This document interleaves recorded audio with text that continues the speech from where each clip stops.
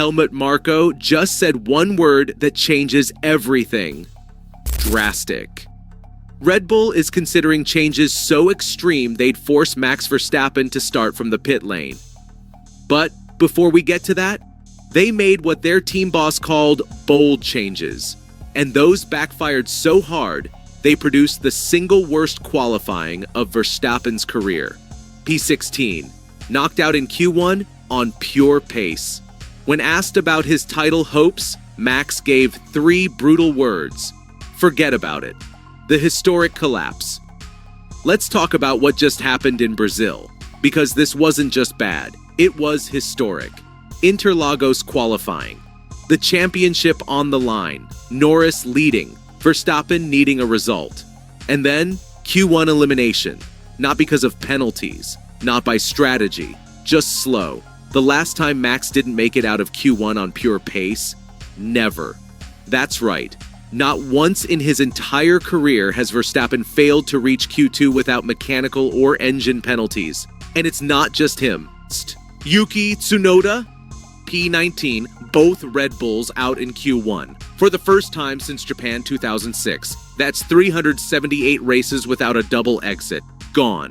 Laurent Mekies said it best. Nobody expected something like that. And for a team fighting for championships, that sentence might be the scariest one of the season.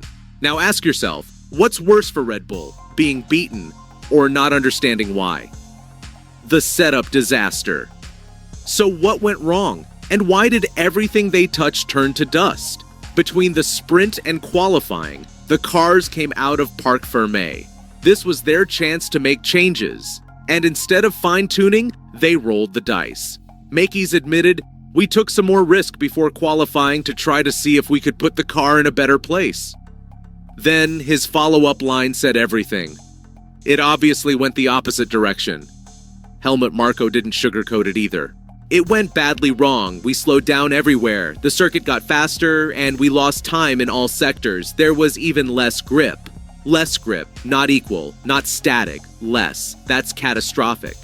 Marko also told Sky Deutschland that new parts brought to Mexico did not deliver the hoped-for success.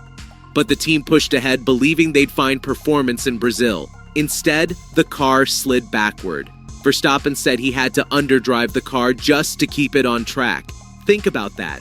The driver who lives on the edge of grip, driving below the limit, afraid the rear might snap, that's not qualifying. That's survival. So the car didn't just fail to improve, it regressed.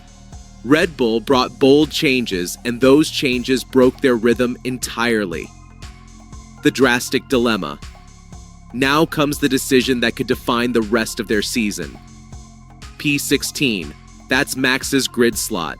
But Marko isn't sure that's where he'll start. He said it plainly to ORF. We now have to see what we are going to do about this situation. Whether, for example, we are going to make drastic changes again. Drastic means one thing in F1 terms, breaking parc fermé. And breaking parc fermé means one place, the pit lane. So now the question is brutal. What's worse, starting P16 in a broken car, or starting last in a car that might finally work? If Red Bull change setup, ride height, wings, balance, they start from pit lane.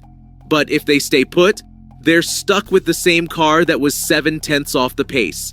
This is where championship teams earn their stripes. Do you gamble or play damage limitation? And if you were in Helmut Marko's shoes, what would you do? Would you roll the dice for pace or take the pain and hope chaos saves you? Tell me in the comments, because this one's a nightmare call either way. Forget about it. After qualifying, Max faced the media. They asked, "What about the championship?"